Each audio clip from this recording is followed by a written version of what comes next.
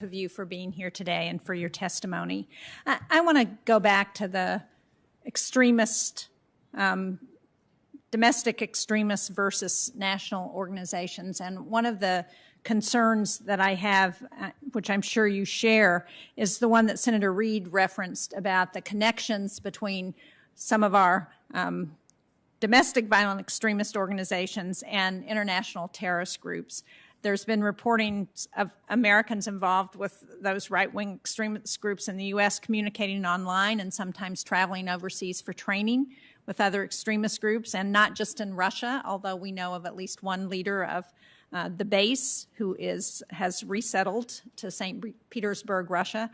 So can you talk about the extent to which you're seeing an increase, or if you are seeing an increase in those connections, and what we're doing to try and address that? Yes, for either of you. Yes, Senator.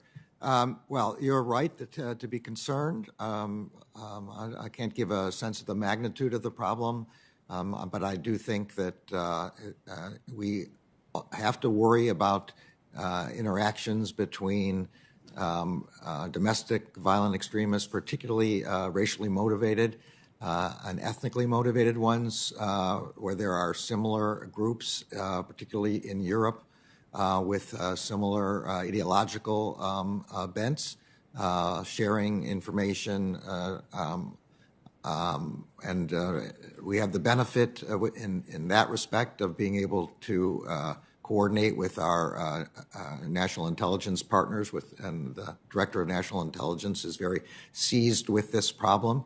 The seam that was talked about before in one of the other questions is one that we have worked very hard to eliminate, where there is a foreign aspect of the risk, and our intelligence agency partners whose eyes are abroad are being very cooperative in that respect. But we are looking at this problem, and it is very much on our mind.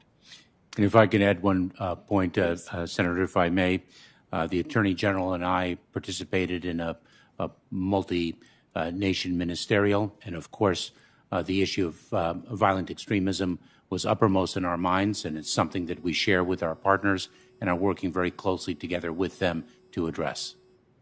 One of the potential sources, this is not specifically on domestic terrorism, but one of the potential sources of international terrorist activity are the detainee camps that have resulted from the crisis in Syria and Iraq with ISIS, and there are now tens of thousands of people in those detainee camps that are really serving as an incubator for further terrorist activity. I, along with my colleagues on the Armed Services Committee, put in language in, I believe, 2 years ago to create an ISIS or a detainee coordinator to work with not only our government but other governments that were the home of some of those detainees who have been in custody as the result of the military activities in Syria and Iraq.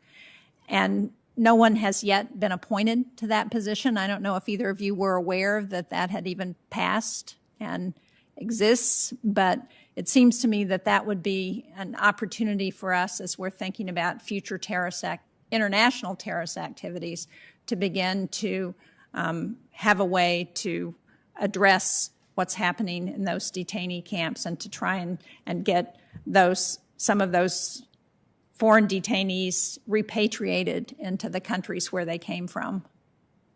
Senator, that's something certainly will commit to looking into. I'm not expert in that area.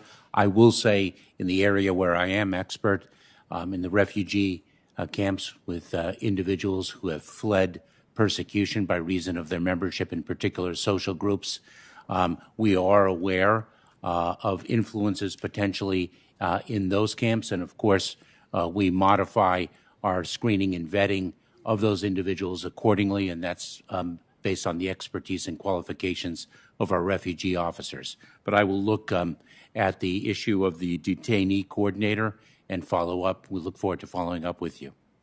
Thank you. I appreciate that. I just have one final question, and that is, I'm a little troubled by the suggestion of some at the hearing that this is a question of should we focus on the southern border and illegal immigration, or should we focus on domestic violent extremism? And I'm sure you both would agree that we've got to do both, and that none of us want to see more illegal immigration any more than we want to see domestic terrorists increase. But Secretary Mayorkas, do you think that statements made by public officials claiming that the 2020 presidential election was stolen or the result of fraud increase the threat of violence by domestic extremists? Have we seen that as we're pursuing, also for the Attorney General, as we're pursuing the cases against those people involved on January 6th? Has that been something that we've heard from the defendants? Senator, first, yes, we can do both. We can secure our border, and we can effectively combat the rise of domestic violent extremism, and I want to make sure that we draw a clear line between those two, even though we can address both. Those are two very, very different challenges. Senator, false narratives, the spread of false narratives are used to fuel extremist ideologies, and we're focused on the connection between extremist ideologies and the threat or intention to commit acts of violence. And is there any evidence that elected official statements have contributed to that? We do see in the narratives that we have studied the fact that false narratives attributed to public officials gain traction in social media. Thank you. Thank you, Mr. Chairman. Senator Hoeven. Thank you, Mr. Chairman. I was recently down at the border